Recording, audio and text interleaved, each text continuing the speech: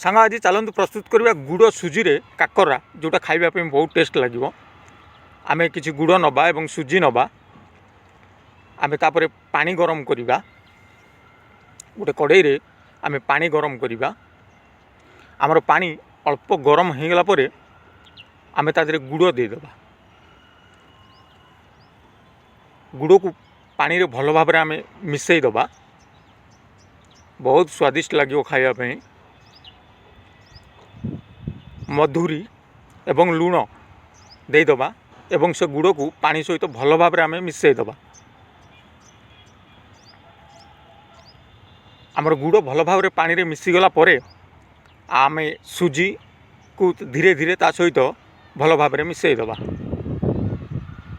अल्प तेल देदबा, रिफाइन तेल। आमर पानी फुटी आसिले आमे सुजी को धीरे धीरे ता सहित गुड़ पानी सहित मिसई दबा।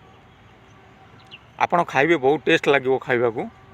2-4 दिन पर्यंत रखी आपण भल भाव खाई पारिबे।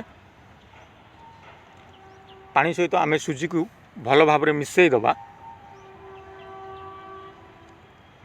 आमर भल भाव मिसी गला परे आमे गोटे पात्र को काढ़ी दबा।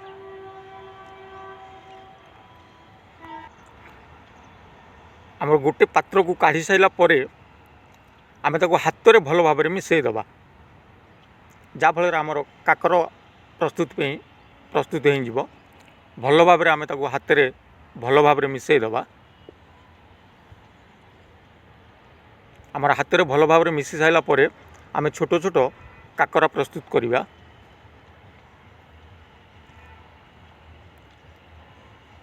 एबे आमर भल भाव मिसी गला। एबे आमे काकर प्रस्तुत करिबा। आमर छोट छोट काकर प्रस्तुत करिबा।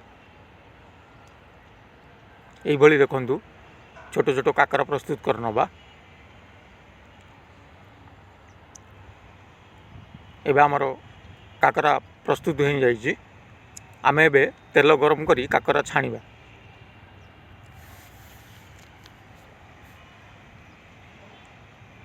आम रिफाइन तेल देदबा। आमर तेल गरम हो गले आमे एबे काकरा प्रस्तुत करिबा। आपण सकाळ जलखिया खाइबे बहुत टेस्ट लगे खाइबा। 2-4 दिन पर्यंत आप आराम से रखी खाई पारिबे। देखंतु एबे आमर काकरा प्रस्तुत हो आसुची, बहुत बढ़िया कलर आसी जाइए।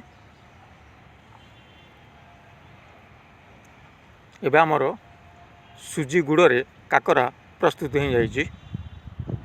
आपण आपको सकाळ जलखिया खाई पारिबे, संध्या बेले मध्य खाई पारिबे, बहुत टेस्ट लगे खाइबा। देखंतु एबे आमर प्रस्तुत हो जाइए काकरा।